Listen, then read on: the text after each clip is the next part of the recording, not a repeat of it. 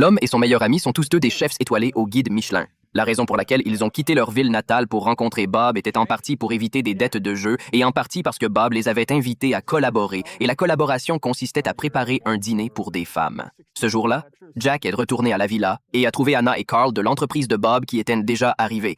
Afin de réussir à obtenir l'argent sur le compte de Bob, il a dû se faire passer pour Bob, pensant que Bob avait atteint le sommet de la vie en quelques années.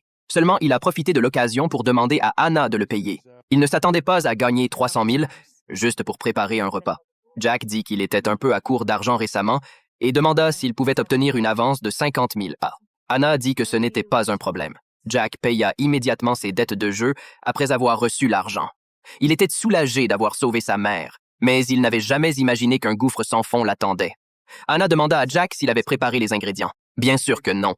C'est parce que la personne qui avait préparé les ingrédients, Bob, avait coulé au fond du lac. Cela rendit Anna très perplexe parce que l'entreprise avait demandé à Bob de venir tôt à la villa pour choisir les bons ingrédients et que le dîner était prévu pour le lendemain soir. Jack a dû se débrouiller avec la barrière de la langue, ce qui a rendu Anna confuse. Elle emmena alors Jack près de l'église et lui dit qu'elle vérifierait dans la journée si les ingrédients avaient un passé de drogue et n'étaient pas entachés de mauvaises habitudes alimentaires. Mais il n'y avait pas d'autre moyen pour le moment et il ne pouvait que se rendre à l'église pour faire la sélection. Anna demanda à Carl et Jack de venir tôt le matin pour s'occuper des ingrédients. Jack ne fut pas convaincu avant d'avoir vérifié 2 fois.